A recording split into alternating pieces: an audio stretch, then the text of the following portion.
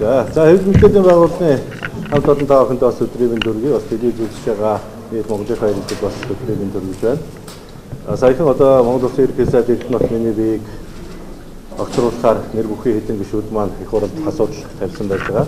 Тэгэхээр энэ асуудал явагдахын өмнө бол бас Монгол Улсын ерөнхий сайд шадар сайдыгаа чагнасан байна гэдэг ийм зүйлийг хэвлэл мэдээллээр бол нийгэмд цацсан.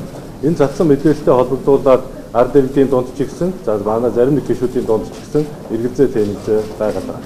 Тийм учраас яг өгөхөр би 8 сарын 22-ны өдөр аюулгүй байдал гадаад бодлогын байнгын ороонд энэ асуудлыг одоо хэлцүүлж өгөөч гэдэг юм хүсэлтийг бол анхны удаа тавьсан. За дараагийн удаа бол 9 сарын 1-ний өдөр бас тусгай хяналтын дэд хороонд энэ асуудлыг хэлцүүлж хэн нь одоо энэ асуудал дээр үнэн зөв яриад байгаа юм бэ? Энэ асуудлыг шийдэж өгөөч.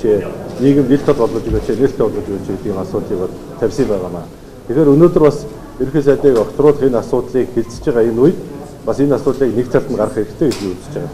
Яг тэгэхээр миний хувьд бол бас залуу хүн цаашдаа надад олон жилийн улс төр байна. Ямар нэгэн асуудлаар ийм одоо бохир зүйл бодголдож би цаашдаа улс төрд явахыг хүсэхгүй байна.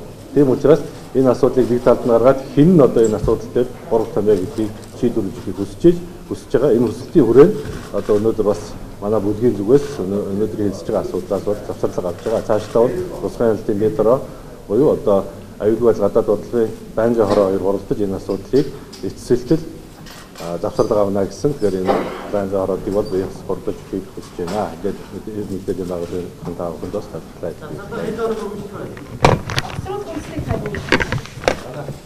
За огцруулах үндэсний хувьд бол одоо нийгэмд та бүхэн маань өөрсдөө бүгдээрээ мэдж байгаа доо. Огцруулах үндэсний хувьд бол жишээ нь одоо би ард түмнийхээ хүүхдэд алагчлалгүй мөнгөний олгоё гэдэг шийдвэр гаргасны төлөө огцорно гэж байгаа.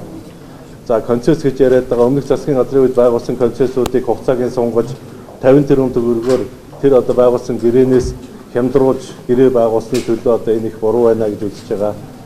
Гэх мэтлэн иймэрхүү зүйлүүдээр бол Эрдэнэт гэдэг хүнийг огцруулна гэж байгаа. Хэрвээ шаардлагатай бол би бас надад итгэл үзүүлэх хэсэг асуудлыг тавиад Эрдэнэт гэдэг хүн энэ ажил үүргийг яаж хэрхэн гүйцэтгэсэн бэ гэдэг дээр энэ одоо асуудал тавьсан улсуудад бас өөрийнхөө хийсэн ажлын талаар мэдээлэл өгөхөд бол бэлэн байгаа гэдэг бас илэрхийлээ. Таны бүрдөө өгсөн гэж яриад байсан. Тийм мэдээлэл гарсан байна.